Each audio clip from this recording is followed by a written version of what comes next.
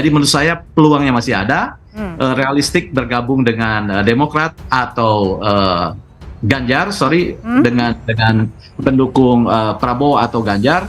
Namun karena ada pengalaman historis, misalnya sejarah. Meskipun keduanya juga ada pengalaman historis juga dengan Pak Prabowo ya? Ya, jadi sejarah bergabung dengan Gerindra itu jauh lebih kuat gitu ya. 2019 bergabung, 2014 menjadi pendukung meskipun tidak bergabung, tetapi dalam pemilu 4 tahun pemilu terakhir belum pernah PDIP bekerja sama dengan Demokrat. Itu sebenarnya challenge, meskipun langkah awal pembukaan komunikasi sudah dilakukan antara Mbak Puan dengan AHY, tetapi kita tahu semua bahwa penentu di kedua partai ini bukan Puan dan AHY, tetapi SBY dan Ibu Mega. Di Demokrat membiasakan diri untuk mengambil sikap dan keputusannya bersama-sama dengan seluruh kader.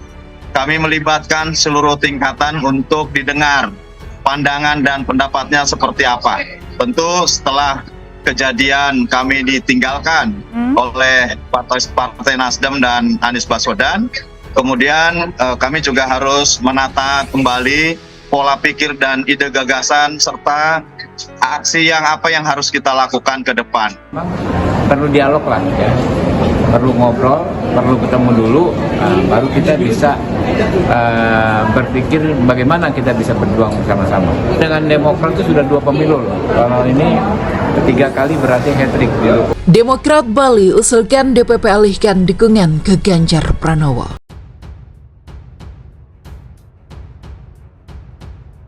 Pengumuman nama Ketua Umum Partai Kebangkitan Bangsa atau PKB Muhaimin Iskandar sebagai calon wakil presiden atau cawapres mendampingi calon presiden atau cawapres Anies Rashid Baswedan mendapat pertentangan dari Partai Demokrat yang notabene anggota Koalisi Perubahan untuk Persatuan atau KPP.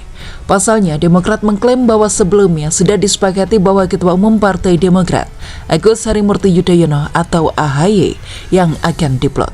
Tayal keputusan cawapres yang diinisiasi oleh Partai Nasdem tersebut dianggap sepihak dan bahkan Demokrat mengaku seakan dipaksa untuk menyetujui duet Anies Caimin. Adanya kawin paksa itu memunculkan respon dari Partai Demokrat di daerah. Di Bali misalnya, Ketua DPD Partai Demokrat Bali, Madem Mudarta menyatakan pengumuman nama cawapres yang dilakukan oleh Partai Nasdem di luar dugaan Partai Demokrat dan KPP. Ya, ini kan memang dinamika di luar dugaan dan di luar kesepakatan.